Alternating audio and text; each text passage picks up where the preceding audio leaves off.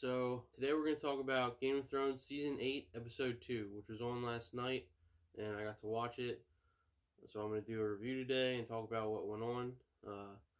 Doesn't seem like too much really happened on Episode 2. It's completely in Winterfell. It's pretty much just them getting ready for the upcoming battle. So, so let's talk about what happened. So spoilers ahead. So right away, the episode opens up with Jaime pretty much on trial for all his past crimes.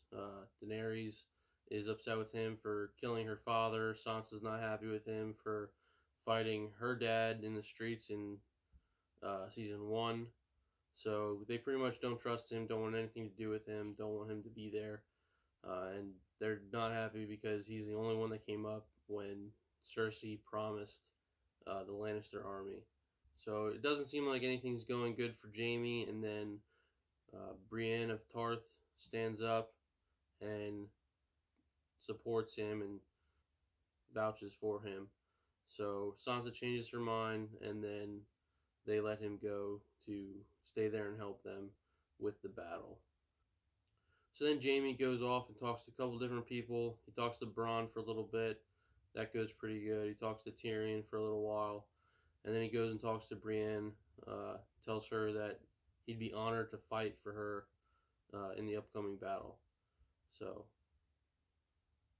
then we go to a scene where Jorah is talking to Daenerys, and he's pretty much telling her that she should forgive Tyrion for his mistakes, that they've all made mistakes, and she's forgiven other people like him for making mistakes, and that she should forgive him for trusting his sister and a bunch of other things that he's messed up on or made mistakes.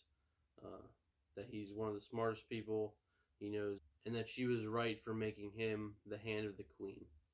So, pretty much just Jorah telling her that she should forgive him and then probably go talk to Sansa and get that relationship kind of settled. So Daenerys goes and talks to Sansa, and they talk one on one for a little bit, and it seems to be going pretty good. They have similarities, and they're just talking about other things, and then Sansa decides to ask what's next after the war, after they defeat the White Walkers, and then they go and destroy Cersei. What's next? Because the North swore that it would never bow to anyone again, and that's kind of where they have a disagreement. They don't talk about it, but you can see that they're definitely not in agreement with what's going to happen after everything happens. And then they get interrupted because Theon comes back and tells Daenerys that his sister went back to reclaim the Iron Islands and that he's here to fight for Winterfell. So after that, Tormund and the Night's Watch show up in Winterfell, and they reunite with Jon, and they're talking, and that's when Tormund tells Jon that by the time the sun comes up tomorrow, that the Night King's going to be there. So everyone starts getting ready for battle, and uh, they have like a little council discussing what's going to happen and whatnot with the upcoming battle. And then that's where we find out what the Night King really wants. He wants to kill Bran. He wants an endless night. He wants to destroy the world and destroy its memories. So that's why he wants to kill Bran, because Bran is the world's memories now. That's what the three-eyed raven is, I guess.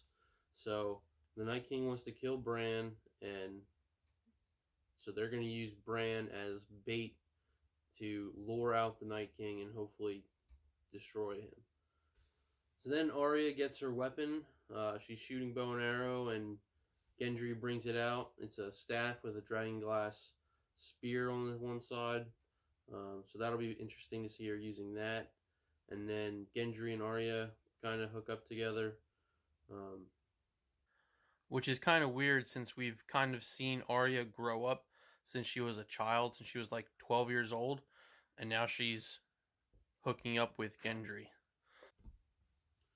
So everyone's pretty much just resting and getting ready for the battle and just kind of hanging out. And a bunch of people start getting together by a fire and drinking wine together. And that's definitely where I'd be hanging out.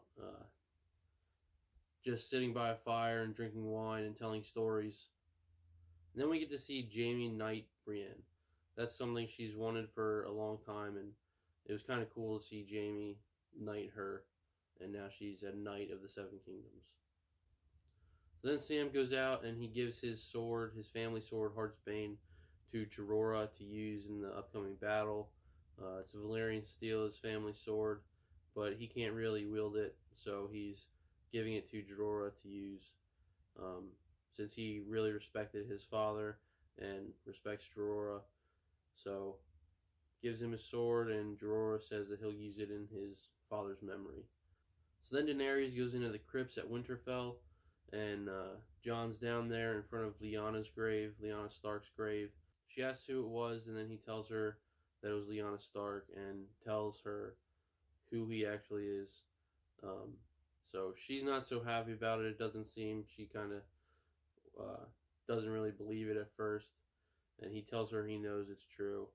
She doesn't seem real happy that someone else has a claim to the throne, but the White Walkers show up, and it's pretty much time for battle, so they don't really get to talk about it too much. So that'll be definitely something interesting to see going forward, what happens with that, and we'll see. So that's pretty much the whole episode, and then next week is going to be the battle, which is going to be crazy, and I'm sure there's going to be at least a couple major deaths. So can't wait to see that. And there's only 4 episodes left, and I can't wait to see all 4 of them. Hopefully, it's enough to show everything that needs to happen to wrap up the season.